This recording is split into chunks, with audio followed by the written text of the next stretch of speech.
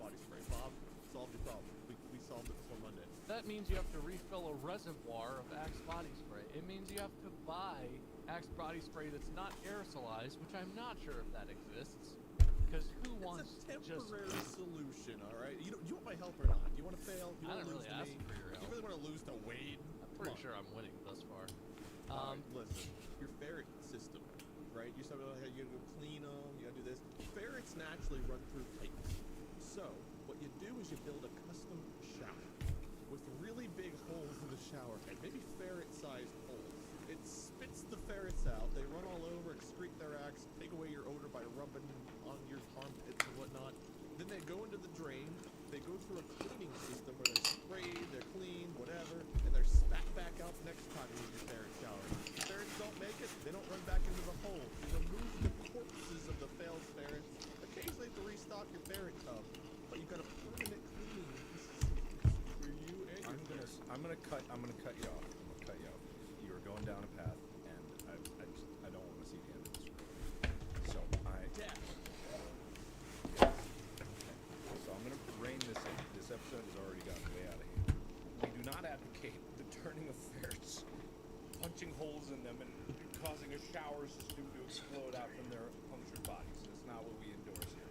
So Bob, I am not declaring you have to do that. We don't have to. Okay. However, for plagiarism alone, I'm only going to give you 5 points. Because he got the idea out there first. Well, he made me go first, but that's fine. Yeah, I'm the judge. Now, what we're not touching on is why body odor. You know what I mean? We're also focused on the problem of body odor. We don't even know the why it's a problem. Humans, they have pheromones, right? It's all biological. What's a pheromone? I'm asking on behalf of our audience members who maybe don't know. Well, Of course I know. All right, then tell me. It's like a chemical that you release in the environment by like animals or something that makes things want to stuff around it, you know?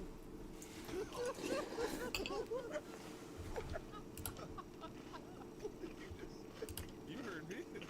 I sure did. I sure did great. Yeah. So pheromones. Body odor in general is kind of a byproduct of a lot of sweat, but also in sweat, like dirt, you get on like underneath there actually are chemicals that humans, even maybe if it's unconscious, subconsciously respond to. Ants, bees, most creatures communicate through these chemical signals.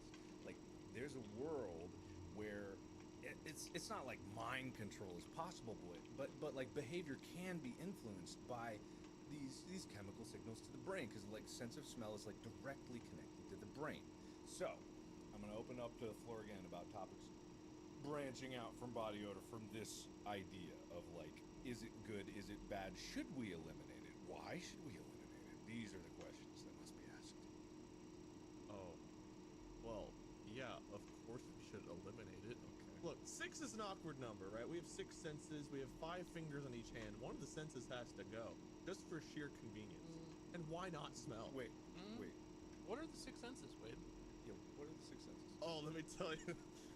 Sight, Sure. touch, Yeah. smell, Yep. hearing, Mm-hmm. super smell, Oh, okay. taste. Yeah. That's how many am I at? I think that was 6, buddy. And incognito. That's not the word. Insomnia. No. That thing where you Intuition? think and someone else can think what you're thinking. Telepathy? Telepathy. Yeah. And listen, 2 of them gotta go, and I think it's super smell and smell. Bob, you. Well, no, I like where you're going with this, Mark. Something humans have not mastered. We've mastered so much in this world. Something humans really haven't mastered is the use of pheromones and stank for nonverbal communication and for, like the power of suggestion. I like the idea. And this may be a movie that already exists because I'm seeing it in my mind. It's like an Ocean's 11 style heist, but the crux of it is the stank. You know what? That totally does happen. I can see an image of Matt Damon. They wipe him down with pheromones, and he like seduces a woman just by existing near her. That's some real shit right there. Like, imagine it. You need a loan from the bank. You're trying to start your dog treat weed bakery because you really want dogs to chill out because they're not chill enough. Yeah. And you need a loan from your local bank. They sell a pheromone strip for that. You go into your local pharaoh dealer, tell them what you need. They give you something, a little strip, a little soaked in like oils and whatnots. Smells nice. Buried in there is pheromones that you will emit that will make that loan officer just weak at the knees. And they'll just give you whatever you want. They'll be eating out of the palm of your hand. Why isn't that a thing? I want that. I want hacks. Yeah, why not? Also, I just want to say for the record, I might be really stupid, Yes. but I found some research that backs up my claim that there are in fact 7 senses. Do you want to hear what the actual other 2 You are? said 6, but okay. Yeah. Well, then I counted to 7 when I got super smell in there too. Sure. So I counted to Okay. 7. So the 7 senses, according to pathways.org, are sight, hearing, smell, get rid of that one, taste, touch, vestibular, which is movement, the movement and balance sense, which gives us information about where our head and body are in space, helps us stay upright when we sit, stand, and walk.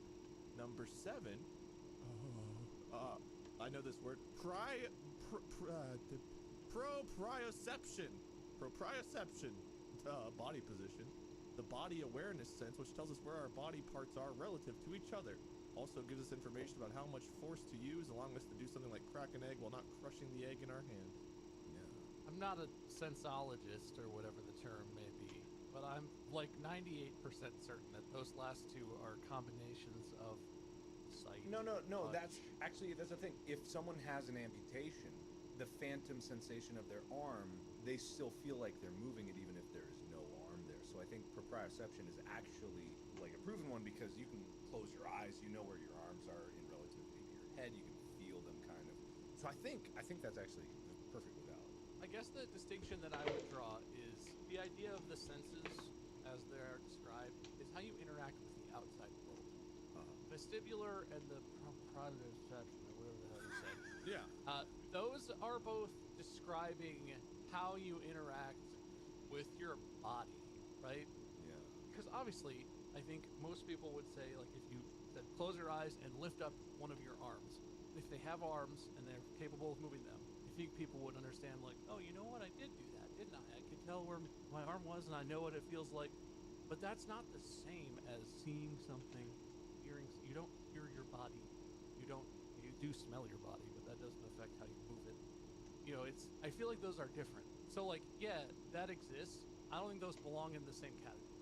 That's my argument. So the 5 senses are more important for what's going on around you. So, like, everyone else around you matters more than you yourself matters. So you don't matter in the senses. So we have scientifically proven that you don't matter. I agree with that conclusion. Wow. I definitely think that people think they matter a lot more than they do in a lot of situations. All right, Yeah. go ahead. Name names. A lot of self-importance floating around. A lot of big shiny heads, if you know what I mean. All right, say it. Just say it. I want to bring up a topic that I just remembered. There's actually a chemical that is known officially as the smelliest smell in the entire world. Oh, no. And the chemical is called thioacetone. Okay, and it's described as having an intensely foul odor. The smell is potent and can be detected even when highly diluted. In 1889, an attempt to distill the chemical in a German city of Freiburg was followed by cases of vomiting, nausea, and unconsciousness in an area with a radius of 0.75 kilometers. Oh, no. And oh my god, wait, British chemists at the White Hale Soap Works in Leeds noted that in an 1890 report, dilution seemed to make the smell worse and described the smell as fearful. I like to imagine that was just some German dudes, like, in their basement, just like, yes, we will find the smelliest smell, and we will make the worst cologne. We will sell it to America. Haha. But, like, it turns into, like, the happening. They find it, and, like, everyone on their block, it just dies in their houses. Like, people are passed out or just dead, and like, people on the edges smell it, and they're like, they start coming outside, and everyone's like drawn to this, but the more people that try and go and figure out what the hell is happening, they just keep like, they get further in, they die, they start wearing hazmat suits, they get a little further in, but then like one guy gets like fully suited up in like a sealed spacesuit, airtight thing, gets all the way in, looks around, can't figure out what the hell is happening, but he brings some of the chemical out with him, and it's just like the spread of this chemical is just like a wave of, I don't know if it would really kill them, but I like to imagine it kills them because that's way more of a movie. This shit is so bad. In 1967, researchers did an experiment, and they said, recently we found ourselves with an odor problem beyond our worst expectations. Like 2 of our chemists who had done no more than investigate the cracking of minute amounts of trithioacetone found themselves the object of hostile stares in a restaurant and suffered the humiliation of having a waitress spray the area around them with deodorant. And one single drop was placed on a watch glass in a fume cupboard, and the odor was detected downwind a quarter of a mile away in seconds. God, is This stuff is that's like physics defying. it's freaking devastating. Dude, okay. New idea for a weapon for non-lethal warfare. Okay. Packs. What are they? What's a pack of ferrets called? Oh, it's a Pack of ferrets is known as a business of ferrets, apparently.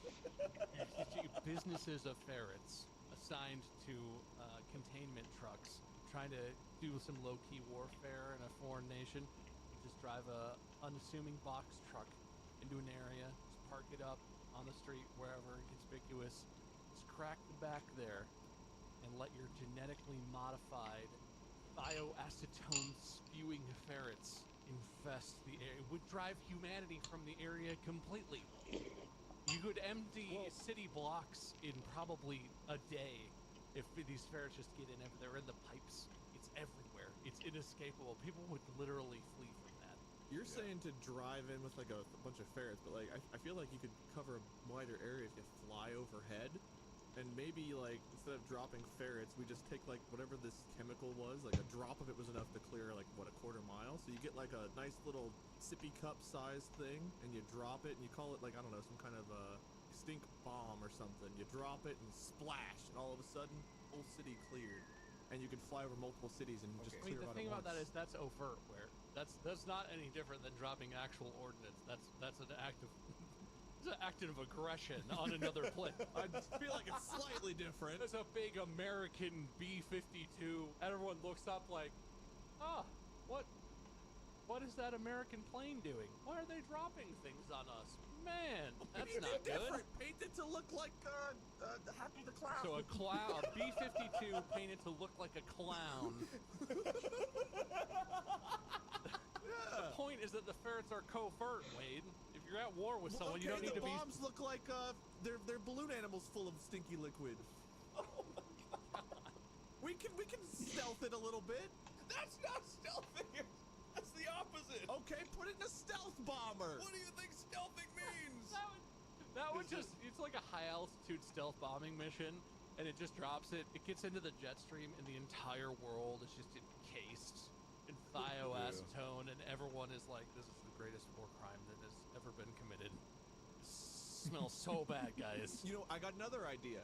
This can be an aerial attack or a ground attack, or you know what, even a submarine underwater attack. Here's what you do. Instead of just dropping the chemical directly, you have parachuting clowns that are carrying these like spray guns. And that little like honk honk red nose is actually a breathing filtration system that allows them to be able to breathe normal air and not smell it. They can be delivered on the ground, roll out with their squirt guns of death stink, or they can drop in. You can shoot them like a torpedo out of the sub. They've got their breathing apparatus built in, and it honks. I do not care how they smell.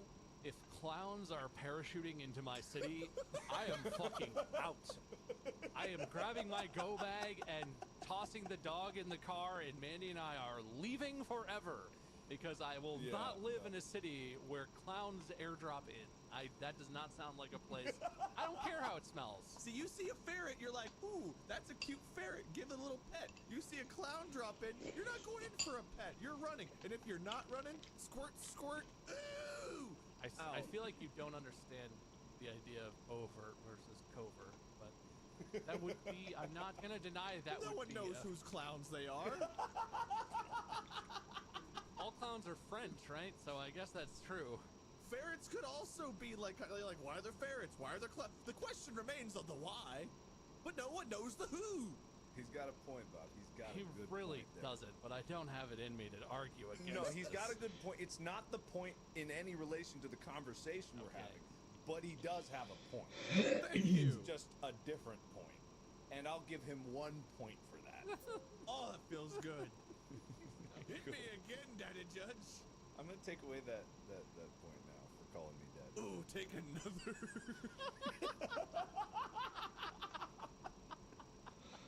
I'm not. I'm gonna leave it where it is.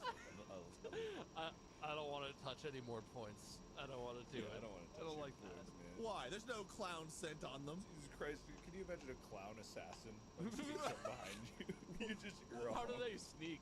You're standing there, and from behind you just hear like squeak, squeak, squeak. You turn around, and there's a clown standing there, just like looking the other way, and you're like, okay, okay. What's the clown's one-liner as it pulls the trigger? The clowns don't traditionally talk that much, do they? They sort of do. I thought those were mimes. No, I mean clowns can talk. They're not a mime, but like they do physical gags. They do the squirting flour. They make balloon animals. They talk when it's like a one-on-one thing at a party a little bit, but it's about the gags, man. Yeah, it's about the gag. Also, that flour is now devastating because of the stink contained within it.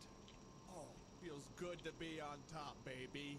What are you talking about? My clown assassin stink squad is taken off. I feel like the thing about yours that bothers me the most is that the stink is almost immaterial to the fact that you're dropping clown assassins out of the sky. Like, that's way more than enough. You said you wanted to clear the area. I'm clearing it in multiple ways. Again, you have a point, but it's not totally in relation. However, you hold off on your clown army just for a little bit longer. No more I'll- clowning around for you as they spray. I'm trying to think of their one-liners. You guys go ahead. You keep working on those, man. You keep working on those. Okay, so back to human body odor. I don't know if it's true, but there were experiments to try to like make soldiers so horny that they would just have sex with each other instead of fighting. Is that a real thing? Is this like the Axe body spray with Yeah, the are you horse just testosterone thing? picking things that you think are real and just talking about them? I've No. It's this is the thing. Is this like an SNL joke or something? Am I a fucking idiot? But there was like a military aphrodisiac. There was like the gay bomb. There's a Wikipedia article called the gay bomb. Oh my god. Or the halitosis bomb. Formal names for two non-lethal psychochemical weapons. Holy shit! I'm opening that in a new tab. That the United States Air Force Research Laboratory speculated about producing. The theories involve discharging female sex pheromones over enemy forces in order to make them sexually attracted to each other. The research in notion today is largely ridiculed for the bizarre idea, as well as the effects of turning combatants or subjects gay. It was a 3-page. Oh God! Right laboratory in Ohio. Oh, Shit! great job, Produced Ohio. a 3-page proposal on a variety of possible non-lethal chemical weapons, which was later obtained by the Sunshine Project through the Freedom of Information request. So there was a 3-page proposal. I would love to get that in my hands, but I don't have it. You know, some military guy was like, I bet we could turn them gay. How do we do? How do you do that? Is it in the water? Is it like do you drink it? Like Is it like George Bush? Just imagine it. A bunch of soldiers all muscular like in a trench together, hugging on each other. if it was just like the sex bomb, like okay, fine, just get them so horny that they just start having sex with everything. But specifically to call it the gay bomb, like what is that? What the hell? It's so weird. And the halitosis bomb. I don't know how bad a person's breath would have to be for me to stop shooting my gun at the people that were trying to kill us. But I can't imagine that someone's breath could be so bad that would happen. How would it get to their breath first? Why not just release the stink chemical that they know exists instead of something that just makes their breath bad? It makes no sense at all. What if they dropped soldiers, but they're like clowns disguised Okay, so you know a as question soldiers? that I've always had, not about Yeah, clowns. yeah. Sorry, Wade. Aww. There's an episode of Futurama where Zoidberg meets a nice lady, and she can't smell. Right? She has no sense of smell. Yes. And then he finds out that he can give her her sense of smell back. He's a doctor, kind of. But he's terrified because his whole character revolves around the fact that he's like this gross, stinky lobster alien creature. Everyone always comments on how bad he smells. He lives in a dumpster, literally. Like it's kind of like one of the cornerstones of his character is he stank. And so it's the episode hinges on like he wants to do this for her because she's a florist and she wants to smell these beautiful flowers and he can give this to her, but he's afraid she will smell him and immediately break up with him. It'll be over, but he'll have done this great thing for her. He eventually decides that he's going to do this. He performs the surgery. She gets her sense of smell back. She immediately goes to smell some of her flowers. And she finds them disgusting, abhorrent, and he's shocked. And then she goes to like give him a hug or a kiss or something, and he reels like she's about to be terrified at his smell. She leans in, she gives him a big kiss, and he's like, wait, you don't think I smell bad? And she's like, you smell amazing. You smell like the person I love. And so obviously that's asking the question, is body odor smell bad to us because that's like socialized into us?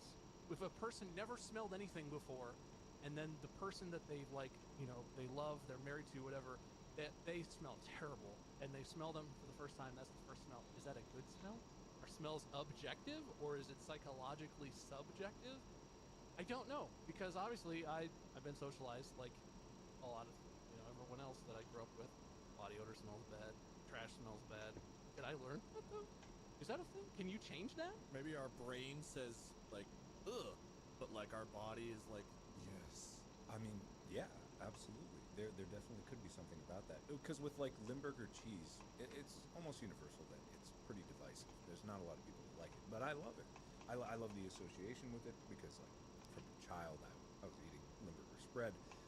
Cigarette smoke. I love the smell of cigarette smoke, and to many people it's repulsive, but I do. I love it Yeah. because my dad smoked, and it's not good, obviously. Like it's a bad habit and bad for your health. But I don't smoke, but whenever I smell it, I get nostalgic for my dad. And it's like these things, they can have associations with the mind because the human mind is adaptable and flexible, and your preferences impact everything. It's kind of a thing where you can associate a terrible smell, what is normally terrible, but to you it's fine. It's why you can become nose blind to your own house if it stinks bad. It's just you. It's why people like the smell of their own farts, probably. I have a similar, it's not entirely smell, but a similar phenomenon. Whenever I'm in a car that's approaching a stoplight and you're like have a turn signal on, the sound of like the car slowing down, like the engine slowing down, and the sound of the turn signal, that combination reminds me of my grandma because we've been on so many road trips. I just always think of her at that moment, and like that's a sound that like brings back happiness. And this is a good smell, I think most people think, but like those candles that are like a cinnamon apple or whatever it's called, Like fall candle, yeah. yeah, like but specifically with like cinnamon in it. That smell is always one that reminds me. It's not like a cigarette smoke again, but like it's the same phenomenon. It brings back like those happy memories. I guess what I'm curious about too is I've seen a lot of like YouTube videos and experiments where they've seen like the reverse bicycle, where you turn the handlebars to the left and the wheel turns to the right, sort of thing. So it's inverted. Oh. So there's who is it? The Smarter Every Day on YouTube and a whole host of other like educational and scientific YouTubers have done this thing where you build a bike where the steering input is reversed, so it's completely unintuitive. You can learn to ride that bike. The point of their video is usually it's like one long video or series where they show their progress of falling off a whole bunch, slowly learning to eventually where they can ride the reverse bicycle, but they can't ride a regular bicycle because they've like relearned how it works. I'm curious if that's possible with smells. I have no idea what application that would have, but if you could like rewire your attachment or associations with a smell, Yeah. it'd be I fascinating. guarantee you. And you know why? There's actually a documented case of someone, the kind of like eye goggle thing that turns the world upside down. Oh yeah. there was an experiment done by someone that wore that for like a month or longer. Over time, his vision one day flipped right side up. So he was wearing the goggles and he wore them all day long every day. And one day he woke up and his vision was normal. And he could see right side up. His brain had corrected for the goggles. I'm not sure whether it's just by association of like, okay, everything's flipped, I just have to relearn everything, or it literally flipped. But I think it was literally flipped because when he took the goggles off and everything went back to normal, it took him like a week to transition back to normal and his vision to flip back. But every once in a while, his vision would randomly flip upside down and he would like fall to the ground because it was like the Oh my world God. just turned upside down. Yeah. That's messed up. It was That's terrifying. scary. Exactly. It was super terrifying. And it's like, imagine that happened if you were driving and suddenly the world just turned upside down. But the brain is this fascinating organ that we do not fully understand, and the ramifications of like changing our perception of it, like completely altering our perception of reality to change our understanding, but also the brain's ability to work around these changes that we introduce to make it make sense for itself, because it has to, you know? There's like so much flexibility and neuroplasticity that we don't understand how it works. It's a super like survival instinct. It makes sense. Like, you know, even like animals out and about. Like you see an animal like a squirrel or something that's like lost a leg or whatever, and they learn to walk without it. Especially on shows and movies. I've obviously never personally experienced this, but like someone that's like kept prisoner and tortured, you could like say, I don't know, that something horrible happens. They're not fed or they're zapped or something, but at the same time you pump in this really nice smelling perfume. Then every time they smell that perfume, they're going to remember that trigger and kind of like, you know, cringe or something. Whereas conversely, you could, I don't know, fart into a tube and put it in there. But at that moment, they get like some kind of like endorphins released or dopamine released or something. Or like maybe they're fed, but they have to smell that awful smell when they're fed. But they come to associate the bad smell with something positive or the good smell with something negative. And over time, those could trigger those thoughts and like, you know, they'll cringe when they smell something nice or whatever else. I really like the image that's forming in my mind of like, this is like a mini series on YouTube. It's like one of those educational series where the start they're like, we're going to investigate neuroplasticity and how you can rewire your mind. But the whole series is this dude who's trying to learn to like the smell of like his partner's farts, and like it's hard to capture a fart. So it's the bulk of the video is like him trying to figure out how to capture a fart. He's got like jars. He's got like a funnel like contraption with a tube. And then like it regresses to like they're hanging out, you know, he's talking to the camera or something, and then in the distance you just hear her and she's like, I farted. And it goes running, and like GoPro footage of him running up and just like, okay, I gotta associate this. Like this is the dude who spends 2 months smelling his partner's farts aggressively. I don't think you need to do that much because, like, I don't know. Don't you hang around someone enough, you smell their own farts. Nobody likes my farts, not even Mandy. Trust me. What about you? Do you like to smell your own farts? God, no. I mean, it depends what I ate, but generally, no. Well, we gotta change that. You know what, Bob? You're the perfect candidate for this new series we're gonna make on YouTube. What I'm gonna do is I'm gonna build a funnel. I'm gonna tape it into my underwear with a tube that goes right up to my nose. Breathe it in my nose, but I leave my mouth open. So every time I fart, I have to breathe big breath in the nose, and then I kiss Mandy right in the mouth. So I associate my farts with kissing the woman I love. And that wouldn't be weird for either of us. I'm sure it'll be great for her too. I would be sealed. She wouldn't have to smell it. It'd be fine. It'd be all internals. All filtered through She your needs mouth. to learn to love them too. I would just start to have fart breath. That's a thing. That's a thing. If you hold in your farts, it comes out your breath. What? Oh. It's a thing because it dissolves into your bloodstream. Oh, wait, what? If you hold in your farts, where do people think that gas goes? It goes into your bloodstream. It doesn't just disappear. Imagine you have to have like a blood transfusion and you wake up and like all of a sudden nobody can stand to be around. You're like, what happened? And they're like, sorry, the only blood we could find was a fart holder. It went right into their bloodstream and now it's in Fart you. holder. The technical term. One of them fart holders. They refuse to fart. Now their blood smells like this, and now their You go blood to is the yours. blood bank. It's like, are you a free farter or are you a fart holder?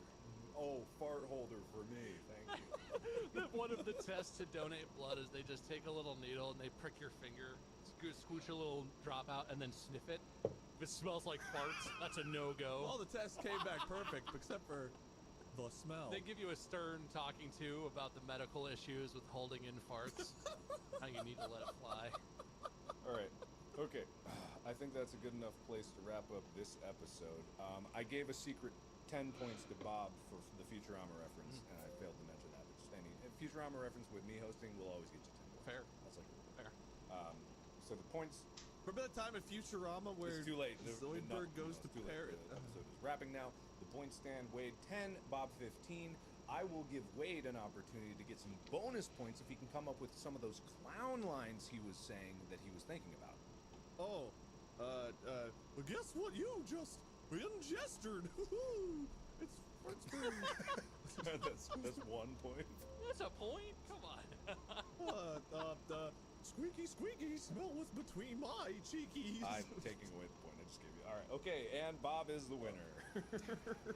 Thank you, everybody, so much for listening to the Distractable Podcast. We probably have nothing on the website, but if you go there, distractable.com, you might find some stuff. Thank you, everybody, so much for listening. Remember to follow and subscribe wherever you're listening to this podcast, too. We do new episodes every Monday. You can find Bob. His username is MySkerm. He streams on Facebook. Wade, you can find him on YouTube. Minion777 on Twitch. Lord Minion777 on YouTube. My name is Mark Blar. Thank you so much for listening. We've got more cool episodes coming for you. Thank you to our sponsors for supporting this episode, and thank you to you for supporting the show. Anything else, guys? Final words. I'm gonna go fart on Molly so hard right now. I don't like that. I don't like that. Don't do that. That's bad. I don't like it. You're gonna blame it on me. I don't like where that's going. I don't like that future. It was a horrible future.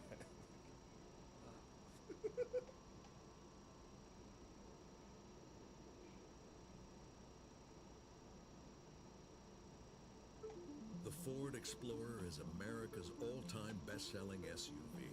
But we couldn't leave it at that, because you still have unmarked paths to pursue. So we gave it an available 400 horsepower engine. It's up to you what you do with that power. The 2025 Ford Explorer. It's all in the name. Based on S&P Global Mobility 1946 to current U.S. total new cumulative registrations for all vehicles identified as SUVs. Horsepower and torque ratings based on premium fuel per SAE J1349 standard. Your results may vary.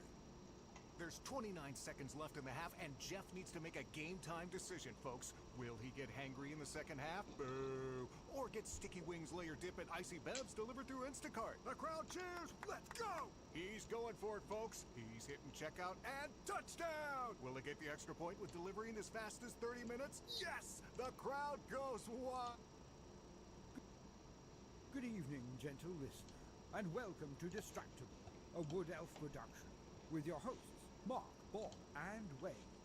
This week, the three erudite amigos amiably amuse and amaze with a delicious discourse which shrinks the very globe.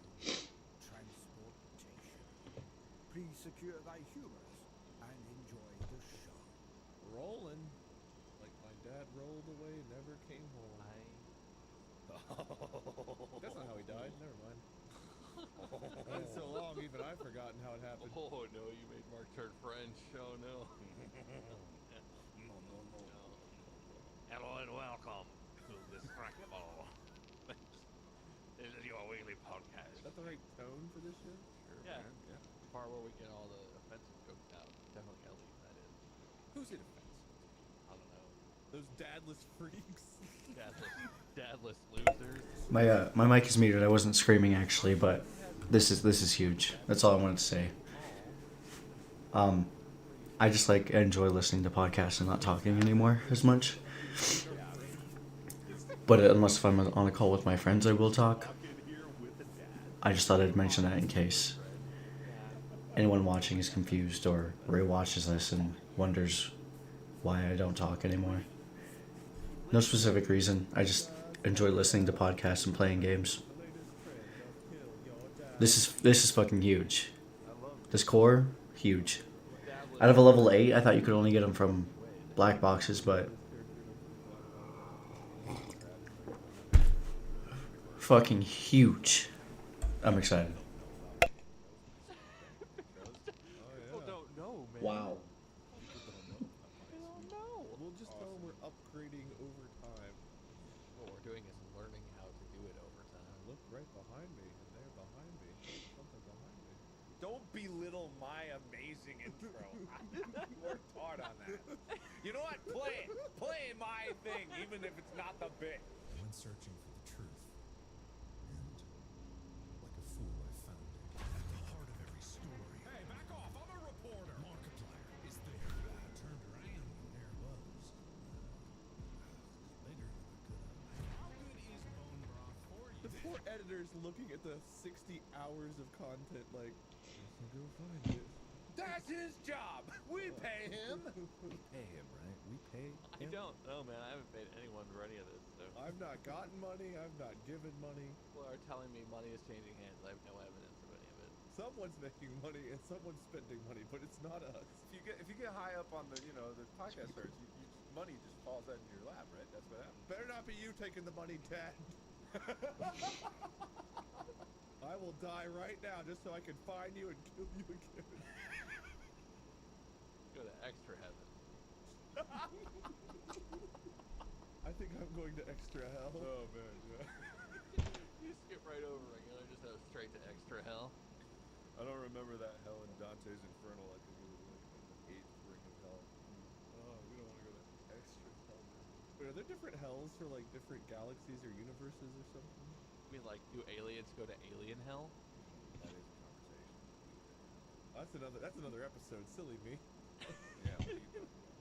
Yeah, Stop wasting content. Come on. yeah. My bad. We gotta milk this shit. We want this to last. I've got a bucket, a cow, and a pair of udders that are on the cow, ready to go. Got a bucket of cows, some separate udders, and a jug of milk to fill the udders with.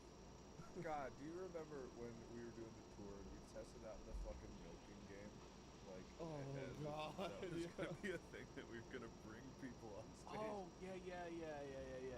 yeah. The Switch game. Yeah. Oh. And the milking one was definitely a questionable addition. Was that the one where we were jacking it for 5 minutes? Yeah, that's what I'm Slowly. Oh, okay. Slowly. Yeah, you I think I'm just gonna keep this core. Milk don't come Save out, it. go too fast. I can't think of anything I need it for right now. The hedgehog. I have max level guns except my pistol, but I never use my pistol. Probably done before I could upgrade my flamethrower on this character.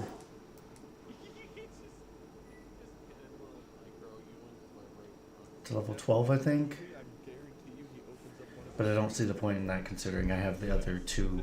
Sorry, it's over here. Two best guns. There's just one really sad ring that's just Sonic's home dimension.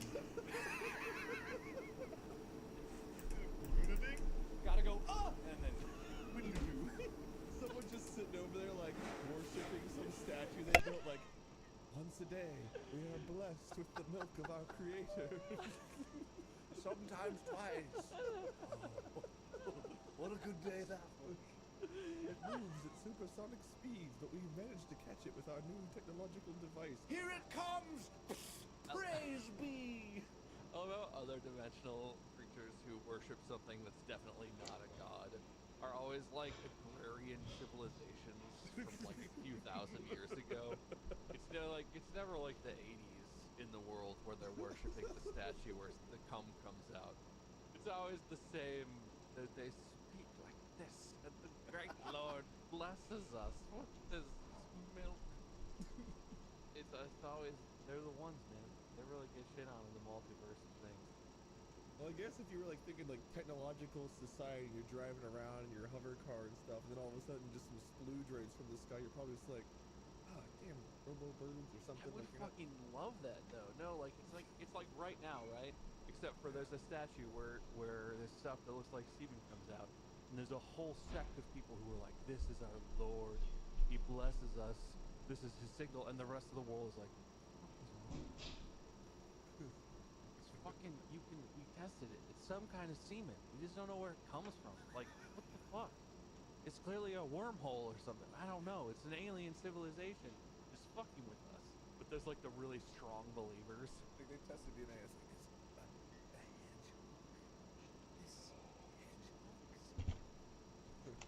trying to trace that back. To the point that universe science advances, and they use that DNA to Jurassic Park themselves some fresh hedgehogs, and they get a bunch of demented Sonics running around. What is this? What have we made? All he says is gotta go fast, and then he runs around fucking 1,000 miles an hour. What the hell? You spent so much time wondering if you could when you spent some time wondering if you should.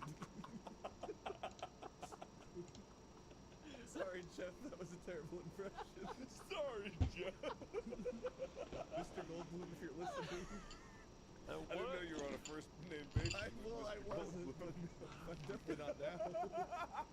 Banger booby that would be. Well, there goes our first guest, guys. I think he just canceled. It's like, welcome to Jurassic Park. Na na na na na. Gotta go fast. Oh, the dinosaurs are all female. Sonic runs through. They're all laying eggs.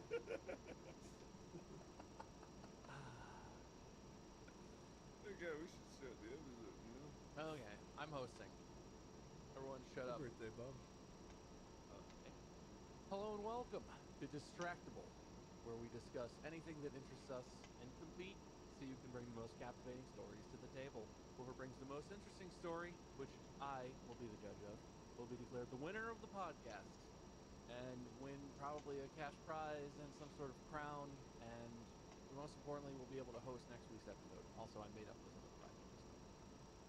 As ever, I am joined by my cohorts, Mark and Wade. Hello. Oh, one of those is me. Hey, how's it going? The second one of those. I won't ever tell you which one, man. Yeah, our voices are so similar. Our voices are so similar, no one would ever be able to discern. Oh my God, Mark, why are you saying the same thing twice? are so similar.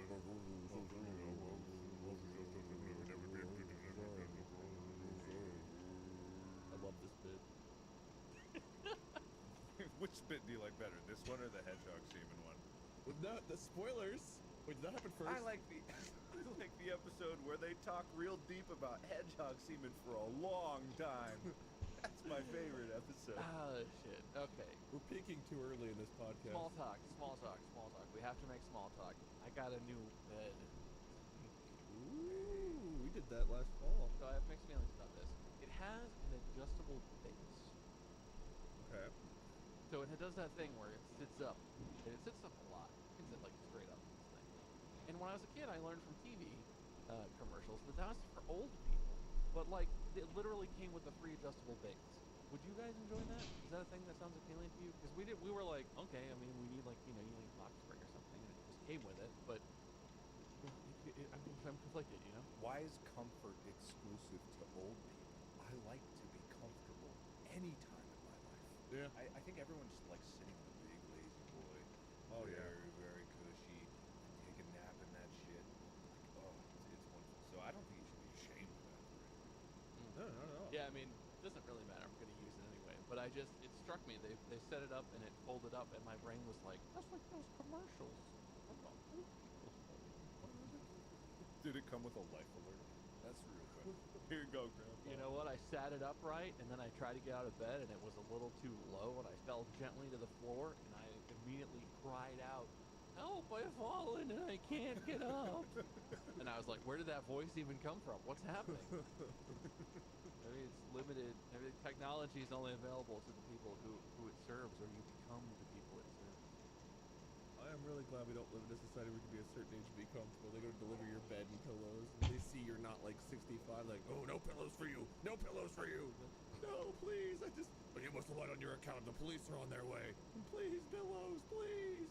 That's what non-65-year-olds sound like. It's a sad world. Every non-65-year-old I've ever heard talks like that, I'm pretty sure. No. Okay, let's get on with the podcast. So I think we're gonna be talking about... Yeah, no, I think you nailed it, Wade. Thank you. What's your thing? You guys got things happen? I'm filming up in outside of Vancouver for the Edge Sleep show, based off the hit podcast, The Edge Sleep. That's a very nice personal business plug you made, Mark. You must have a lot of great stuff going on in your life. Make sure to check out any other podcast on every podcast platform than this one. You ever listen to Joe Rogan Experience? He's good. Good stuff. I hear some idiots passive for a second, but he'll be back on top. I'm sure that'll age well by the time this one airs. What about you, Wade? You do anything? Oh man, what do I do? Man, you guys lead extraordinary lives. No, I did stuff. This is insane. You can't talk, Bob. You got on bed, and that's what you talk. That's your week. Yeah, well, at least I made it interesting. I said a whole thing about the bed. I looked at cars because those that don't listen to our other show, I lost my car to a semi, and I've been doing some car shopping. Somehow I was so fucking good at poker. Crazy. It left me. You know, it packed its bags and it said, "There's a better man than me," and walked right out with that semi. Well, you know what they say about trucks with big trailers. I didn't until now. Catch your car like going in the trailer of the truck. You're like, no, honey, no. Beeps out. This isn't what it looks like. My car was very happy to show me those pictures when it left. You didn't notice that your children looked just like that semi, did you? Until it was too late and she locked you in for child support. Everyone always said they had my eyes. But they had his axles. I think they're tapped. I shouldn't be being cute. That's a shallow well for me. All right, listen. This week we have a topic, and it's a good one because I picked it. I want to hear from you in whatever way you see fit about what you think the next form of mass transportation is. We've gone from just walking around to wagons, things with wheels, to boats across oceans and to use canals and rivers, and trains and buses to just cross straight across the land wherever you want to go. You can't drive there in your own car, probably flying. Air travel is the pinnacle of you trying to get somewhere, probably flying. Especially in America. Our trains are garbage. Buses, garbage. What is next? I've been preparing for this topic for weeks. I've got a title, I've got the topic, I've got everything prepared. Me too. I have all that. I definitely know about this, and I'm ready for it. And I can't wait to share it with you guys. Well, Bob definitely told us before just now, and I am very ready to go. Before we get into that, it's a great moment, I think, to pause and say thank you to the sponsors of this episode. This episode is brought to you by Energizer. Here's a powerful gift idea for this holiday season. Energizer Ultimate Lithium, the #1 longest lasting AA battery. I remember when I was a kid, I used to chew through Game Boys. As soon as the game would die, not only would you lose your save, you'd lose the Game Boy, and we couldn't afford many of those, so Are you saying you threw away the Game Boy when your batteries died? Yeah, it's dead. it's dead. Isn't it less expensive to... That's why I keep the #1 longest lasting battery at the top of my list every year. Stock up on Energizer Ultimate Lithium, the #1 longest lasting AA battery today. The Ford Explorer has what you need for the road ahead. Up to 7 selectable drive modes, a 5,000-pound towing capacity, and an available 400 horsepower engine. The 2025 Ford Explorer. It's all in the name.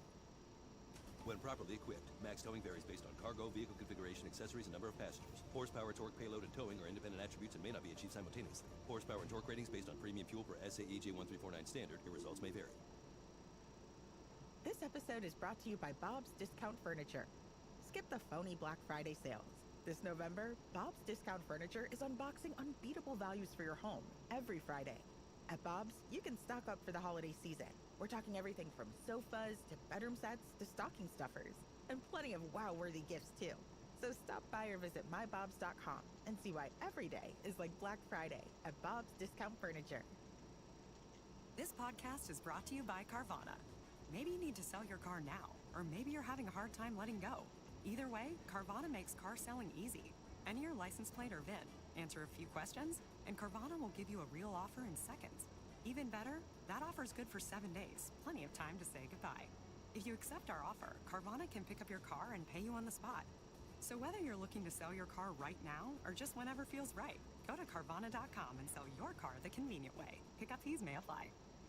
There's 29 seconds left in the half, and Jeff needs to make a game-time decision, folks. Will he get hangry in the second half? Boo! Or get Sticky Wings Layer Dip and Icy Bevs delivered through Instacart? The crowd cheers! Let's go! He's going for it, folks. He's hitting checkout and touchdown! Will he get the extra point with delivery in as fast as 30 minutes? Yes! The crowd goes wild! Woo! $0 delivery fees on your first 3 grocery orders. Offer valid for a limited time. Other fees and terms apply. Alright, that's enough stalling. had ample time to do some thorough research. I would like to hear your titles, gentlemen. Would you like me to go first, Mark? I bet. Well, hey, let's debate about who should go first. That's really the key. here. Debatable, our new podcast. Do we have that one? Is that a podcast? That's definitely. Well, if it's not ours, you should definitely go listen to it on Spotify. Wait, what's your title? Tell me. The Information Super Hugway. What? Can't tell if I even can tell what that might be. I have no guesses. That's 2 points for intriguing. That's for sure. You want to know mine? Yes, go for it.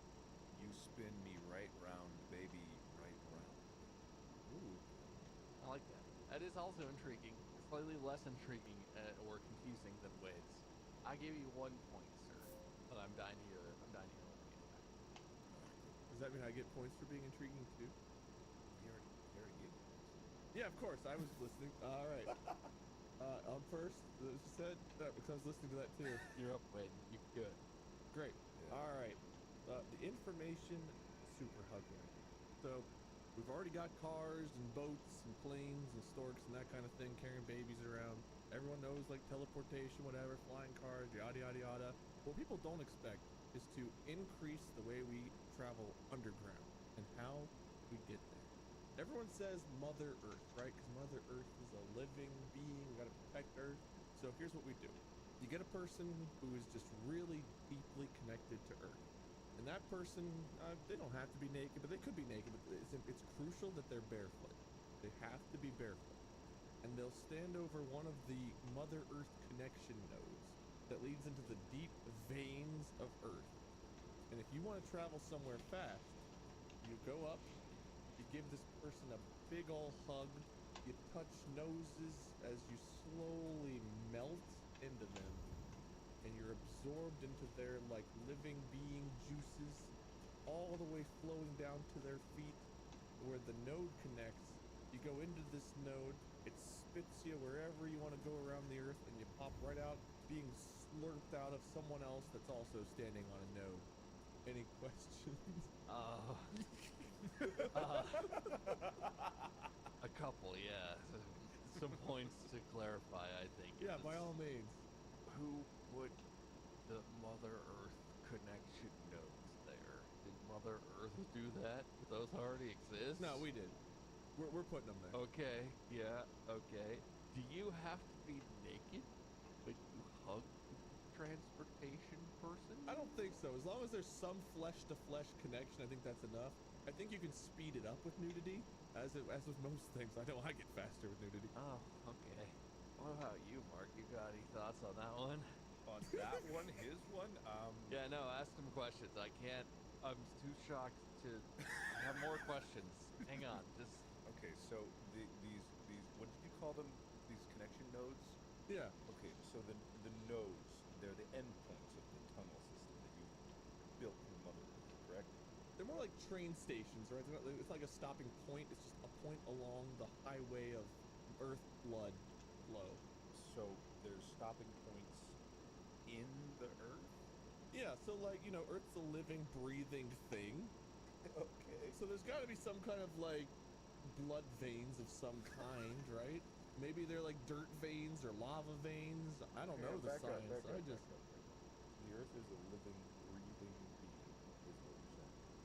Yeah, why do you think volcanoes erupt? Earth's like, oh, damn it, Mom. You know? Who's Earth's mom? Wait, hold up. You know, Mother Jupiter and Father, fuck you, Mars. How are you mad about this? This is your story. Okay, so Jupiter and fuck you, which is a planet I've never heard of. No, he said fuck you, Mars. He said Mars. He said Yeah.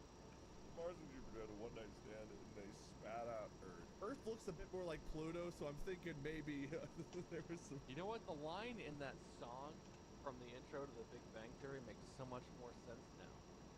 So I was like, the whole universe is in a hot state. And then Mars It was fucked hot. Jupiter and the Earth came out. And I was like, wow, really? No, that's not right. It's true, though. Wade has educated me. That is, in fact, how the Earth was made. Okay, so the Earth, are you saying there's like a heart and organs in the Earth? Well, well, not the same like as us. You know how like in movies when they like open alien bodies, they're like, "Sir, there's 5 hearts and no penis." Like Earth's kind of like something like that. Wait, what movie? I need to know the name for research purposes. Oh man, you know the big alien gangbanger. My favorite Christmas alien film. Right. Yeah, continue. I apologize for stopping you. Yeah, but it's not like, you know, I'm not saying Earth has people physiology, but I'm saying like there's something beyond what we understand. What is even wind? Why are we still spinning? Like, you know, why are volcanoes erupting? How is Earth still so hot in the middle if it's not like, you know, fighting off diseases like people? There's something there, right? It's alive. We just don't understand it yet, but we know that the information super hugway is there. So this is the new way of like public transportation, right? Yeah. So like you're like a family of 4, mom, dad, 2 little kids, little like, you know, primary school age kids. They go into the super hugway node. They're going to Italy or something. They're going on a trip, fun summer vacation. Uh-huh. Do the kids go first? And do the kids just hug around the legs of, I'm assuming, the adult-sized person you have to hug to get slurped into the Earth's blood highway? Well, I guess we pose this. We get on a train to go to Bucksville, Indiana. Do you let the kids go on first? Or you go on first? I mean, I guess you hold hands and you do it at the same time. Maybe it's a family circle. Maybe it's a group hug. I mean, we'll eventually get there, right? You know, it was like a one-person plane, but now we got planes where you can fit all kinds of people. It'll, you know, technology will progress. At first, we'll be like, "How did you absorb me, friend?" And then they'll be like, "Oh, touch my nose." And but eventually, it'll be like, "Hey, we have a family of 5." Like, "Oh, hop in," and yeah, it'll be like a big group hug suck. What's to stop the intense heat and pressure from killing people as they enter into these hug tubes? Well, your entire genetic code is reformed. It's like teleportation. Like disassembles you and reassembles you in Star Trek. It's something like that. So it's like the classic teleporter issue of, are you really the same person, or are we just killing you and making a clone of you? Well, you are, unless there's like an earthquake or something, and you like are horribly like destroyed by the fact that part of you never arrived. Your family of 4 just turns into a horrible meat amalgamation at the end of it. Like, The risk we take for speed. Yeah, it only happens once in a while. Well, you know, eventually, I guess, if we're looking at this like Earth's a big ball, and there'd probably be multiple connections leading to each site. So I imagine it would just like take a minute for the rest of like little Timmy to be formed or something. Maybe it's gonna wait for the rest of the body to show I mean, up. I'm already willing to accept that the Earth is a living, breathing creature that was fucked into existence by Jupiter and Mars and maybe Pluto. I've somehow agreed to all of that. The teleportation thing, I'm just having a little bit of trouble understanding. I'm just struggling a bit on that. Listen, I'm no scientist, but from my understanding of how things are going to work 10,000 years from now, I mean, I'm pretty sure that we'll know by then. 10,000 years! 10,000? Maybe it's 10 years. 10! That's a big range! Earth's on one of those bubonic parabolas, so I mean things are gonna go exponentially faster. Bob, please, I'm asking for an injunction or something, or whatever the legal term is to stop this madman. So I think the summary that I will draw from what you said, Wade, is that you are not a scientist. Yes. For making me feel like I did a lot of really good drugs, 6 points for you, Wade. Oh, that's really nice and even. I like that. Apparently a total of 8 points. And Mark only has 1. What a loser. Fix it, Mark. So my thing is, What was the title? You spin me right round. You spin me right round. So my thing is there's, in less grandiose terms of teleportation, what living Earth. I was thinking more about how to incorporate human power into our everyday like community transportation, not in a Fred Flintstone way of like feet on the ground, a more sophisticated version of like large wheels that, you know, those large cat treadmills that it's a large circular wheel. Like an enormous hamster wheel sort of thing? Yeah, exactly, pretty much. So you basically have structures like this where there are handlebars where you can hop in and you can like go and you can run on the treadmill, and everyone working together is able to like pedal this gigantic wheel as it goes through town. And the combined effort of everyone running at the same time, it compounds to be more of an inner city speed to something that's manageable. There are highway versions of this that are much larger, but also like, you know, they'll have to make stops, so you'll have to have braking speeds and all that stuff. You can probably also fit on the rails, so you can keep it to no more than elongated version that's more like a tank tread in terms of size and scope, so that you have a train that's like an elongated hoop, where people can jump in the center of it, and then everyone can power it by running. I think that human power is a much neglected thing in terms of public transportation. It's completely clean except for the farts, and then everyone only needs to have food or maybe like a super concentrated carbohydrate drip while they're working to pedal themselves forward. The benefit is also it can work across water as well if you make the materials out of floatable materials, and if you put wings on it and get it to flap with the combined power, you could probably either through sheer mechanical energy put it into wings that are flapping, or you can have battery storage so that you can power electronic motors so that you actually are able to fly. And I think I've made my case pretty strong. It's a fascinating I concept. have an objection. I'd love to hear it. I can't imagine what you would object It to. may be pre this podcast, but I'm pretty sure pedaling to keep a plane in the air was a topic that the three of us have discussed before. How did you get somewhere. only a plane in the air when the majority of my conversation was intercities and rails and across water? Because I think you're just borrowing from your, like, listen, I thought this was an innovative discussion where we come up with ideas No, outside the your box. objection is stupid. -5 points. Your objection is calling on something, a conversation unrelated to this podcast that we had multiple years in the past. It was like 3 months ago. It was not. It took place in 2019. I've got the solution. I just came up with it. I'm a genius. Okay. I already have plans to create my own airline. It's called Funline Airlines. Your dream can come true when Do you we get go free unlimited basically- tickets? No, you don't. Unless you want to do a promo. But Absolutely, you can do still have anything. to- Okay, cool. All right. So basically, it's what I had this idea for Funline Airlines where it's standing room only, and you can only like like it's very dirt cheap. But I just had a brainwave. I will solve climate change at the same time. I will get us away from fossil fuels so that planes don't have to pollute our beautiful blue skies anymore, because we are moving all electric, baby. We'll have bikes set up for people in the plane. You pay a certain amount for your ticket, but you'll get your pay deducted the longer you bike. That's fantastic. Yeah. No, well, I was thinking, you know what would be even better than that? Keep your money. Yeah, the company deserves to make its money for being innovative. I think at the front of the cabin or the front of each section, so everyone can see it, there's like a little charge bar, and there's a line on there that says crash. And as the flight goes on, it's using electricity, and it's slowly ticking down towards crash. And as it gets closer, everyone is frantically just like, no! God, no! And so you get so much extra electricity by threatening people's lives. Funline Airlines. Funline Airlines. Funline Airlines. Oh my god. Yeah. Oh, what a classic. Just the motivational children exploitation. Yeah, you have system. when you fly, children fly free, but they fly in cages in the cargo bay, and you're pedaling pedals to recharge the batteries of the plane that you're on. And if you don't contribute enough energy input, your children will be injected from the cargo bay, starting with your favorite. Just like drop bomb bay doors would open and they'd be dangling up like you better pedal faster. Gotta generate some more wattage. You're not holding up your end here. Anyway, yeah. How do I buy more points? Hey, I gave you a lot of points. Okay, you were firmly in the lead, and I tell you, I was only going to give Mark 5 points for his story, and I think I still am. That's how many you gave me, isn't it? Gave you 6. You gave me 6. You were going to be ahead by 2 I'm still points. winning. No, because I took. Slow it down. Wait, you currently have 3 points. Mark, you currently have 6 points. Thank you.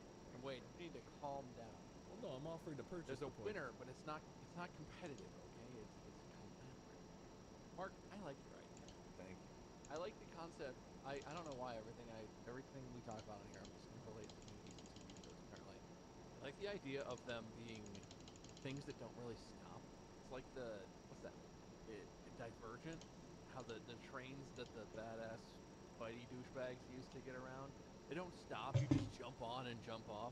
It's like a big communal thing of like help people off, people help you hop on. Some people lose a leg or get crushed completely by the giant wheel that's unstoppable, but yeah, that's the price of efficient, renewable energy public transportation. Exactly, yeah. There's a little risk risk in it, but if it's less than what cars are in terms of danger and loss of life, it will be a net positive for the entire world. Plus, you don't know about the compounding effects of emissions from cars and their health effects on the people in the society that they live in inner cities with the complicated traffic routes and the stress. You know, if you just have giant wheels that are patrolling the cities, like at regular intervals, everyone knows they're very consistent. Nothing gets in their way, not children, not pets, not bikes, not nothing. They go and they crush and they move because human power is unstoppable. The power of the people will reign supreme from all corners of the world. Oh, that's a little concerned. Why is the phrase "corners of the world"? I never understood that. Oh, because the world is a big plate riding on the back of a turtle, obviously. Oh. You know, have you ever seen a map? Oh, well, turtles have blood veins. That helps my argument. It does, but I don't like that it does. Wait, do you have any questions about Mark's idea that don't relate to conversations from 2 years ago? Yeah, I suppose I do. So in order to lower the danger of boarding said vehicle, like, do you have any ideas about how we could board it in a safe manner that would lower the mortality rate? No. Like maybe launching in like in a bubble that's like a reusable bubble or something? Cannons that fire you into the vehicle or something? You're gonna fire cannons into a moving circle with thousands of Well, people. it's like blowing bubbles, you know? It's not like you're firing weaponry here. It's like a bubble with a person in there. Everyone arrives into the wheel like Glinda the Good Witch in The Wizard of Oz and flow down in the bubble. God, the physics of your mind, Wade, I just want to understand. Because I know you did well in physics. I know you did. Yeah, but they say rules were made to be broken, so I just try to find a way. Wade learned physics as an understanding of what he does not want to do or participate in. Physics is like that big, strong athlete that you went to school with that always won first place and everything, and all you think about the whole time you're looking at physics is you're like, I'll beat you one day. I'll find a This is way. getting away from the important topic at hand, and I just have to tell you, Wade, I appreciate your question. I'm going to give you 3 points for this question about how to make it safer. I appreciate that. That's an important concern.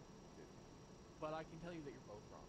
Oh. The future of public transportation, the thing with possibly the goofiest name it could have been given when it's actually a completely serious attempt at making it a new form of transportation. You guys know what the Hyperloop is? Have you heard of this? Yeah. I'm imagining it's like a roller coaster loop, but Sonic the Hedgehog is running it. I mean, you're not too far off. So that we're all in the same footing here. The idea of the Hyperloop, it's kind of like a train, but it is not a train on tracks. It's in an enclosed tube. The idea is that it can be underground. Kind of like blood. Sure. And it's like a train in a tube. The tube is under vacuum, hold the air out of the tube so that there's no resistance, no friction or whatever, drag from the air. And this allows the vehicle inside the tube to travel substantially faster than any vehicle that travels in atmosphere. Like up to like, I don't know, like 400, 500 miles an hour or something like that. They can technically be faster because that's like the speeds of current, like hyper-fast trains. It's theoretical and it's being researched right now, but they posit that you could get from Los Angeles to San Francisco in like 40 minutes or something, and that's like a 5.5 or 6 hour drive. And they posit that you could get from New York to Washington D.C. in like 25 minutes. Okay, so the current world record for the Hyperloop is 288 miles per hour. Does it exist somewhere? Testing. There's a test strip of Oh, Hyperloop okay. that Virgin Hyperloop made. It's like in outside Las Vegas. It's like 500 yards long or something. It's one straight stretch of tube. It's short, and I believe it was in that test strip. Oh no, the record was set by someone else. But anyway, in that test strip, they get up in 500 yards. They get up to like over 100 miles an hour in their testing. That's what I've heard. Why would you want to be called Virgin Hyperloop? Don't you want people to believe in you and think you've got experience? It's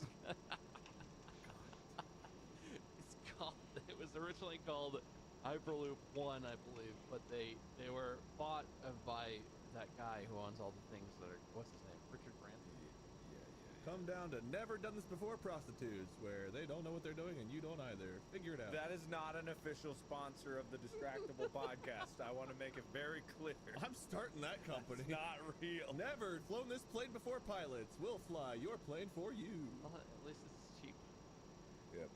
The only issue with like the Hyperloop is it's very expensive to build, and maglev trains, like the fastest maglev train right now is 374 miles an hour.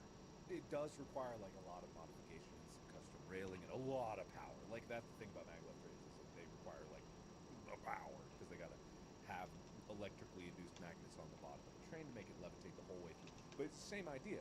Like it's less friction, right? It's hard to get any less than a vacuum, but in atmosphere going 374 miles an hour is like very, very quick. It's almost plane speed, but it's like on land and it's something that's repeatable. It's electric powered, so if you have renewable resources powering it like solar and wind, then it's cleaner. So like the Hyperloop is a great idea, but the infrastructure cost alone would be astronomical compared to what we already have in terms of railway infrastructure that we can modify. The price per kilometer of track is like it's like multiple $1 million per kilometer of track, which in California to get from like LA to San Francisco, this is just off the top of my head, but I think I remember reading it was like tens of billions of dollars potentially for like one line that goes back and forth, which is, you know, that's a lot for a train.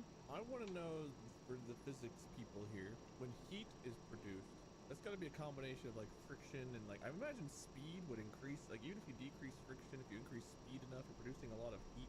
If you're moving that fast, even with relatively low friction, like there's got to be a limit of where like how fast you can go before like every time you drive on some track, the train or whatever is being warped and the track is being warped. Like how do you prevent that kind of thing from happening? Well, okay, so in a vacuum, right, it's hard to conduct heat.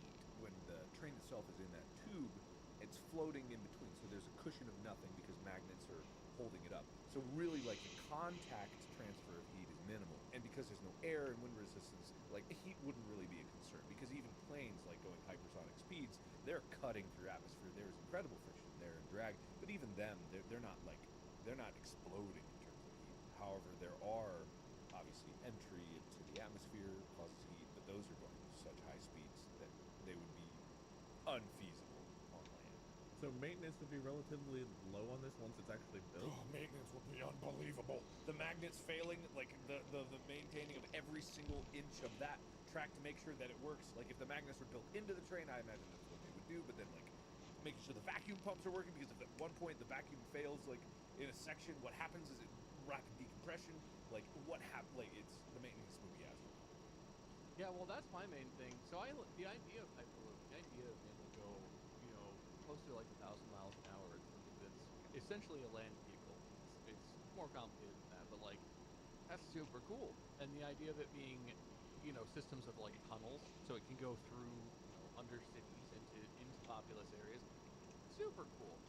But like that's assuming you can keep hundreds of miles, thousands of miles of tubes with incredibly heavy, fast-moving things and people getting in and out. It's not like you can just have one tube.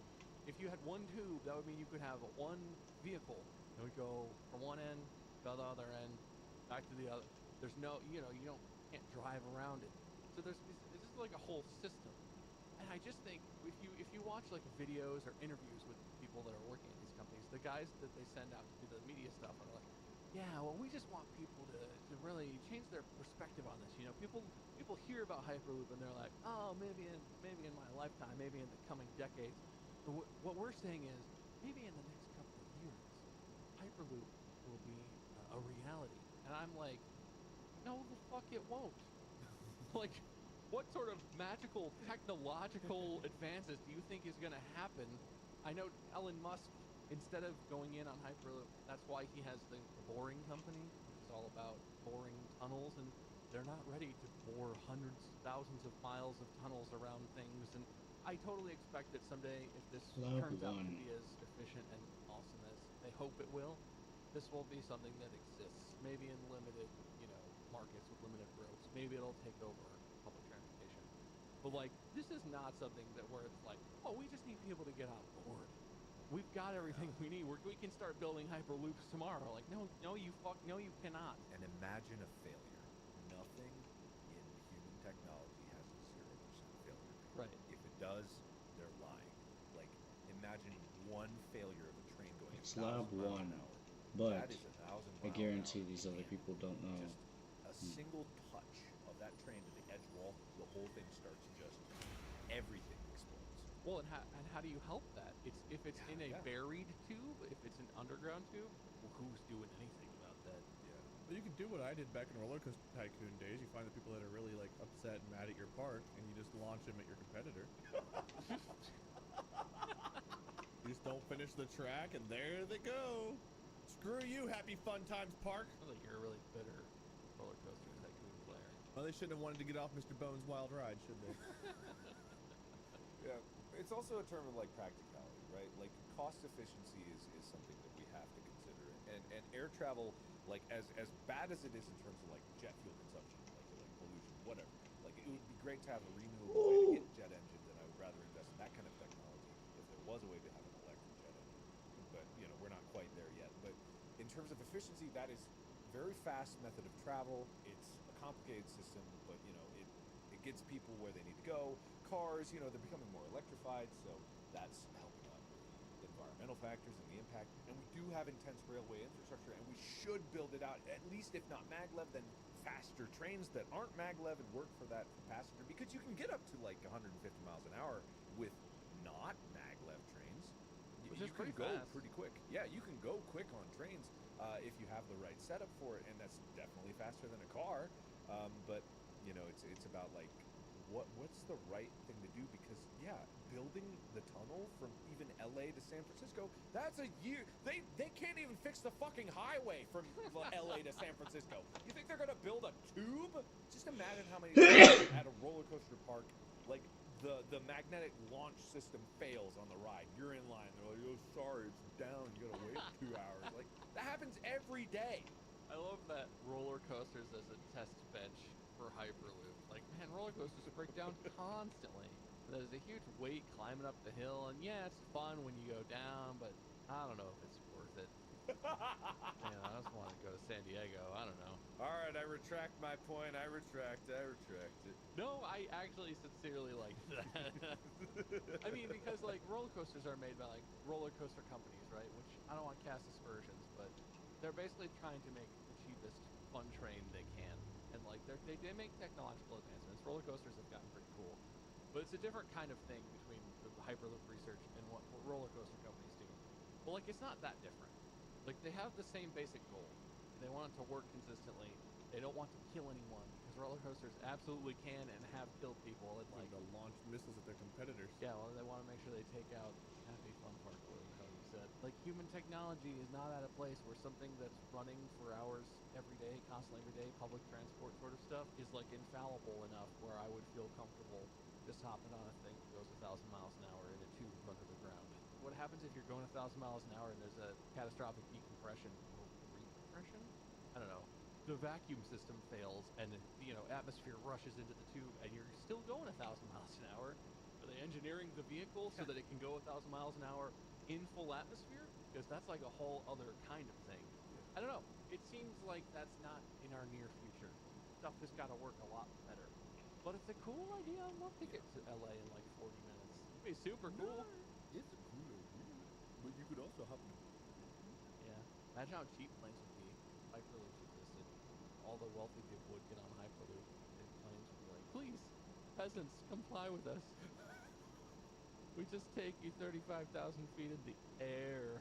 Not as cool. What if there was a way to like visualize, like you know how like you know we have ideas form in our brains, and we find ways to bring our ideas to life. What if there was like an instantaneous way to flip that switch and you visualize something, like you know, for teleportation purposes? Like you walk up to this TV and it's got images of like I don't know the desert, it's got images of Cincinnati, Los Angeles, and you look, you visualize, you think about it, and then you're there. Visual imagiportation. You have bold ideas, Wade. Yeah. Very 5 points for bold ideas. Just something built into your brain that, like, you know, allows you to absorb into where you want to be, and you're What there. if everyone had that power at once, and two people want to go to the top of the Eiffel Tower at once, and then they're merged together? Or what if everyone's like wants to go to the Olympics at the same time, and then 20,000 people get smooshed in the soccer field? Well, there are some problems with it. Like, you know, what if like 16 people are like, I want to be in bed with Wade right now, and I just wake up and like everyone's fucking popping in and just appearing in my bed. Like, you know, I guess there's some issues there. That's adorable. All right, well, you know, maybe not me, maybe someone more likable, but Issues of crushing other humans to death aside, can you imagine how much of a fucking mess the whole world would be if anyone could be anywhere? Oh, Like every person would just be like, I wonder what's going on in France, and people would just be like, and, like everywhere you are, there's the constant morass of people popping in and out, and you're like, oh. What if you're like someone malicious is like on a live stream, they get on TV or they hack into a signal and they're like, don't think about being in the center of the sun, don't think about it, don't think about being, and everyone's like, ha, ha, ha. You know? I guess there's some slight issues, but we could put some some brain block on or something. You don't want to change your idea, you want to fix it with another fucking idea. Yeah. The problem isn't the idea itself, it's that the technology to support it doesn't exist, clearly. Some SPF Think 50 or something, where just you're not allowed to think about certain things. Wouldn't that be TPF? Thought protection factor, because it's a protection factor. Of course, yeah, TPF, yeah, that makes sense. That makes sense. But yeah, we have to limit like some locations. There's got to be like a port-in location. You can't just like, I don't know, like some baby's like, I'd rather be with those parents, and the baby visualizes like all of a sudden someone else's baby. Like, you know, you gotta have some kind of block capabilities. We have kids could do that. Kids will be gone forever. Once a kid comes up the age where they realize they can do that, never see them again. Gone. What if you visualize someone you lost? You end up like underground, or what if there is like a heaven or a hell? Do you just like end up there or too early? I just realized this is the exact plot of the movie Jumper with Hayden Christensen. God damn it! Everything we talk about, someone's made a movie about. It's literally the exact plot, which I did not Didn't mind at that all. movie very much. I thought it was pretty good, but also like literally, it's like if you see it in your mind, you can teleport it. That was the whole thing. When we first launched the podcast, I remember the first episode, people were like, "Oh, you stole that idea from the movie Islanders." It's like, we don't know. Oh yeah, I saw that, and I'm like, what? We just talked. You beat the crap out of Mr. Joe Rogan one time, and the whole world's got to tell you about the 2005 movie The Island. We collectively jumped Joe Rogan in an alley. I love the way you talk about that, like we're in season 4 of the podcast. You're like, when we first launched this podcast. Oh, back in the old days. Before I had to get this bandwidth in front of you. Well, it was more than 1 week ago, I can tell you that. Every idea is unoriginal, including ours, and if you look hard enough, you'll find someone out there that's had this idea before. I was gonna say, Wade, your proposal for the public transportation, I'm like 90% sure that was Navi technology from the Avatar movie. Pretty sure they take their hair genitalia and they interface with the tree of transport, and they can go wherever they want on that big old planet. What is that? What's the planet called? Avatar? No, what is it? It was like the moon of some bigger gas planet. Well, and they stole the idea from like the 1989 porn My Feet Fuck Mother Earth, and you know, they stole the idea from, I'll just say that. I want to say that none of us are nearly as crass as you, and that is a wild 180 from you a few years ago. Yeah, I still think it's hilarious that people view you as like the toned down, like straight-laced, like Mark's a wild card, he screams, and I'm like the snarky, rude one that everyone thinks is nice for some reason. What happened to you, man? Did you see some stuff? People think I'm straight-laced? I borrowed my life, everything that's happened to me, I stole from a movie that I watched from 1950 called Wade's Life Gets Turned Around, where he goes from this nice, happy life, even the same name, What you got? the same name character, didn't really Bunch of borrow shit or much. what? Bunch of shit or what? Just some drawings and Life's stuff. going fine, life's going fine, all of a sudden You got it? something flips, You got and it? then he goes around cursing and Drinking? oh, the things he does. You loiter in pool halls? What kind of nonsense do you get into? Yeah, loitering. He even threw a popsicle stick out one time, that monster. And that was borrowed from a cave painting made in 1800 BC that Jimmy Von Cave drew. I would like to request another injunction to stop this man. Please do. I concur. I don't know, I was kind of curious what was going to come after cave painting, but alright, Well, that's 2 fine. amoebas one time made a mess on the ground that looked just like the plot. Okay, listen. That's the end. I can't listen to Wade anymore. I feel like I've been very coherent and clear this whole episode. Thank you for your very good and definitely not psychosis-inducing ideas. You're welcome. I'm pretty sure I know where the points are at, but let me just tabulate in the back of my mind. I already know who wins this, Mark. I've seen the movie. The winner this week is Wade. Wait, wow. Somehow he managed. Plot twist! No, I gave you points for your valuable critique of Mark's idea, and I'm pretty sure that put you in the lead. Don't check my math on that, listeners, but... No, he would be, I think he'd be, it's like 7 or 8 to 6. Go, Wade. Math checks out. Congratulations. This entire podcast, like all these ideas, actually are in the 2035 movie coming out called Distractible episode that came out on the editor. Insert the date that in my voice.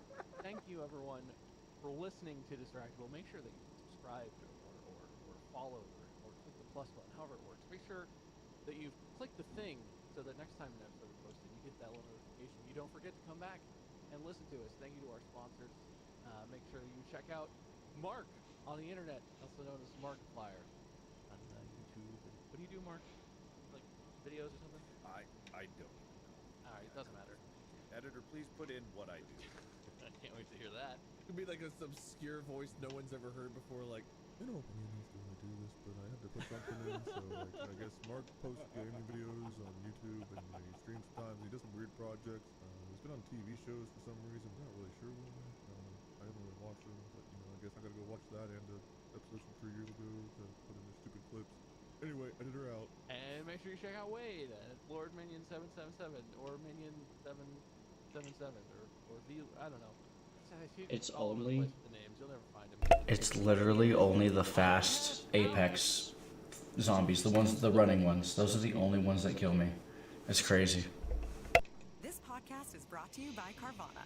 With Carvana Value Tracker, you can track your car's value anytime, anywhere. If you want to know what your car's worth, Carvana Value Tracker analyzes your car's make, model, condition, market, and more to give you the value of your vehicle.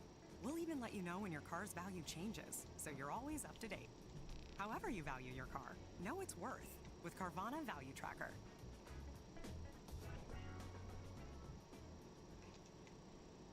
It's me, Emma Chamberlain, the host of the Anything Goes podcast with exclusive video episodes on Spotify. On my show, I talk about whatever's on my mind, and I occasionally interview some people to hear what's on theirs. I've talked about a lot of things. The internet, social media, fashion, and everything in between. You name it. Nothing's off limits. Anything goes on Anything Goes. Follow Anything Goes on Spotify to get new episodes every Thursday and Sunday. This is an ad by BetterHelp. What comes to mind when you hear the word gratitude? Maybe you think about your friends and family and how happy you are to have them. Maybe it's a tough moment in life right now and it feels a little hard to be grateful. There is, however, one thing in life we don't often show enough gratitude for: ourselves. A great way to give yourself some thanks is to invest in your own well-being. If you're interested in starting therapy, give BetterHelp a try. As the largest online therapy provider in the world, BetterHelp can provide access to mental health professionals with a wide variety of expertise. Designed to be convenient, flexible, and suited to your schedule. Let the gratitude flow. Visit betterhelp.com/distractible today to get 10% off your first month. That's BetterHelp, HELP.com/distractible. This episode is brought to you by Bob's Discount Furniture. Skip the phony Black Friday sales. This November, Bob's Discount Furniture is unboxing unbeatable values for your home every Friday. At Bob's, you can stock up for the holiday season. We're talking everything from sofas to bedroom sets to stocking stuffers, and plenty of wow-worthy gifts too. So stop by or visit mybobs.com and see why every day is like Black Friday at Bob's Discount Furniture. Good evening, Not even gentle surprised. listener, and welcome to Distractible, a Wood Elf production, with your hosts Mark, Bob, and Wade. This week, the terrible trio cannily confabulate about the canvases and cookpots of camaraderie, the activity of camping. Please prepare thy Fucking bugs pussy. and enjoy the show. Hey guys, welcome to the Distractible Podcast. Here we discuss anything that interests us and compete to see who can bring the most captivating stories to the table. Whoever brings the best stories, as judged by me, will be declared the winner of the podcast and will earn the right to host next week's episode and play the role of judge. I'm Wade Barnes, joined today by Mark Fishbach. Hey, Mark. Hello. How are you? Good. Good. You sound great. Thank you. And Bob Meiskins as well. Hi, Bob. Hello. I appreciate that you said my whole name. Yeah, you're welcome. I could say like more if you want, like your full 5-name name. Say my social security. Tell my mother's maiden name. Street you grew up on, first pet's name. Just get it all out there. Nothing to hide. We've known each other for a long time, but I know very little actually about you. Now that I think about it, like I don't know your mom's maiden name. You know what we should do? We should actually do. There's 36 questions that are like scientifically proven to make people fall in love with each other. We should do that. We should fall in love with each other? No, just do the questions. They're very good for getting to know people. Yeah. Very deep questions. We should get to know each other. What's your favorite color? What's your credit card number? Those don't seem like associated questions, but okay. No, what? No, they logically follow. You just have to pay close attention to the between the lines. Anyway, we're gonna move on immediately before people think about that. What were we doing today? I'm hosting an episode about my credit God. cards, camping. Oh, The actual voice crack. Oh my god. What are we doing today, guys? No, that was staged. I practiced that. I'm sorry. So what was the topic? Host who definitely knows. Oh, it's camping, traveling, doing stuff outdoors, the old vacation, anything and everything to do with that stuff. Okay, question. Yes. A lot of stuff. Do we have to be the ones that are doing the stuff in the woods? Obviously. What does that mean? Oh, no, If it was, no. Yeah, no, if it was like someone that I knew that did these things that I'm about to say, and it wasn't me at all. Are they illegal?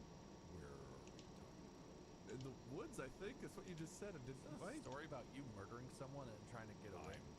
No one said murder. I mean, I was thinking sex. Murder too is what I meant. I was thinking murder too. Yeah, no. Anything goes. Bonus points to Mark for having that question.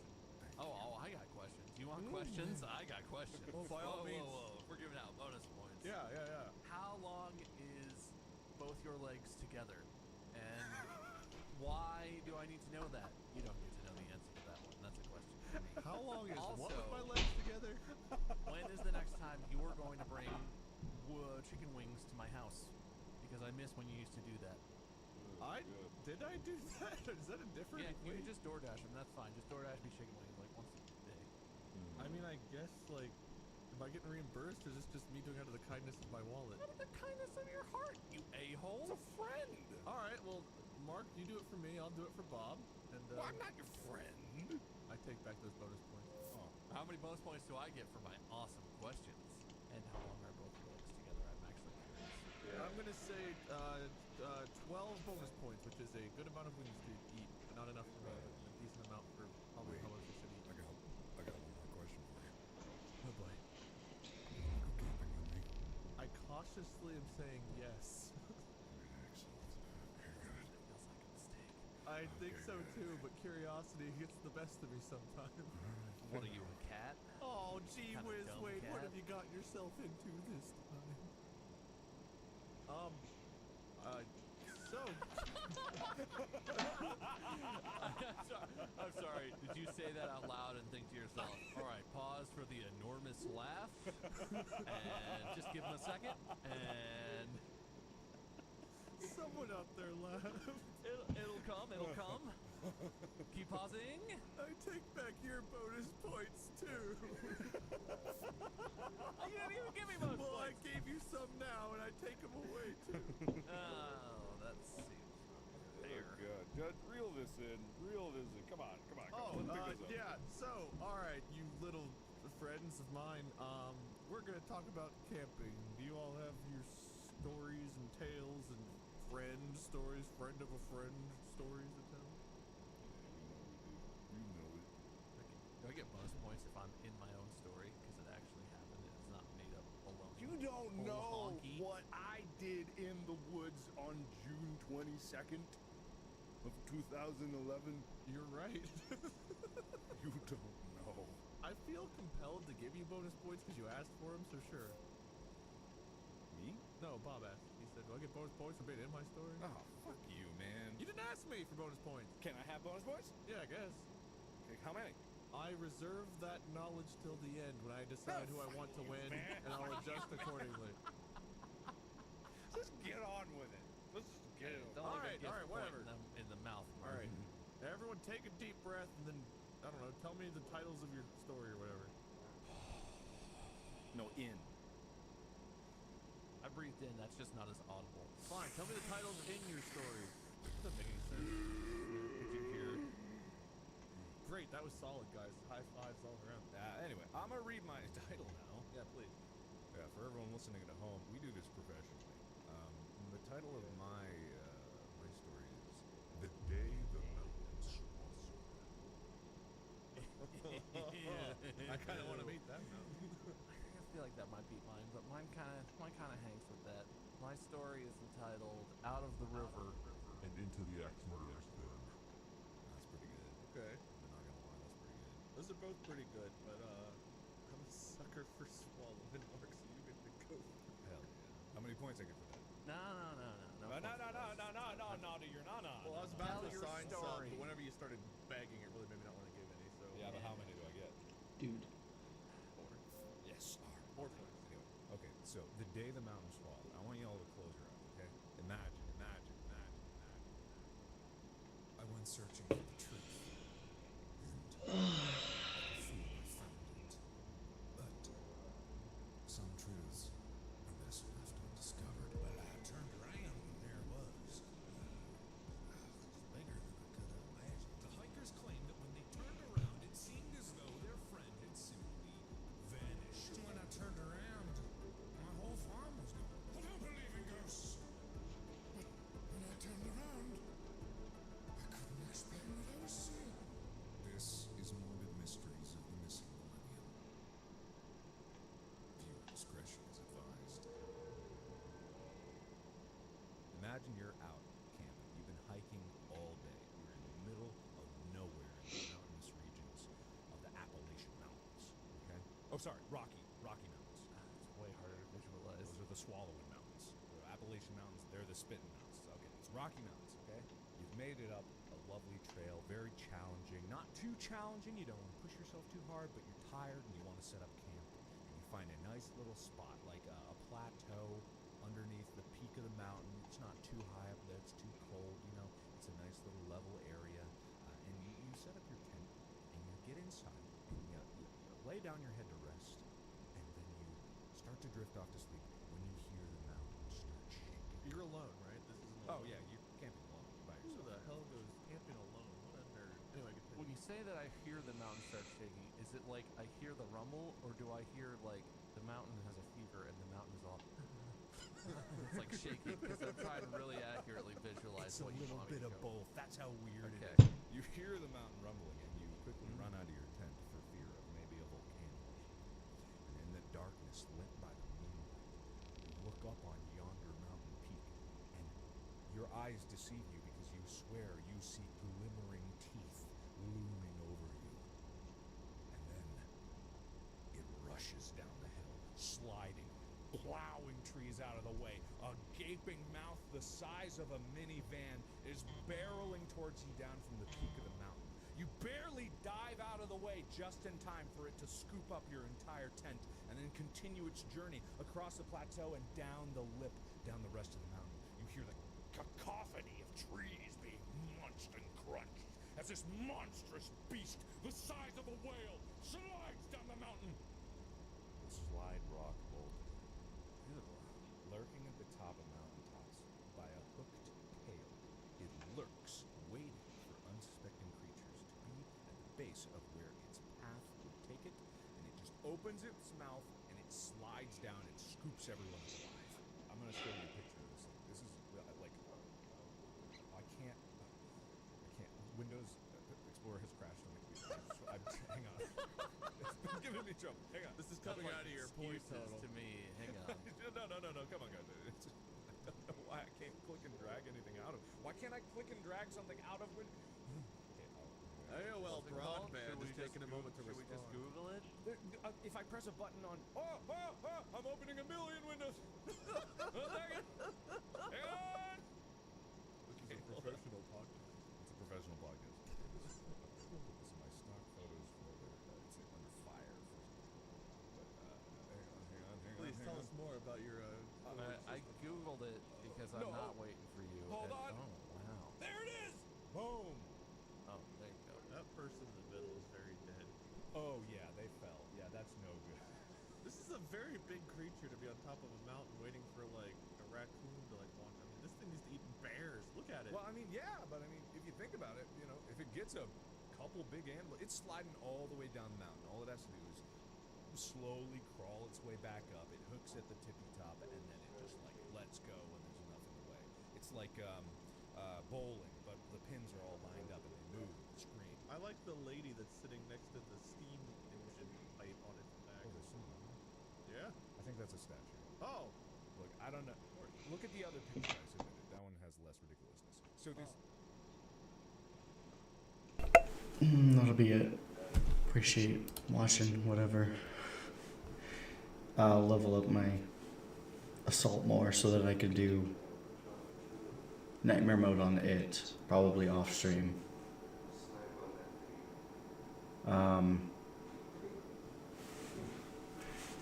Keep recording videos on YouTube, specifically like that I don't stream, which is like just video games with my friends usually, or simulator games. I believe it's linked. Go check it out if you want. Or I guess I'm probably streaming on YouTube and not Twitch.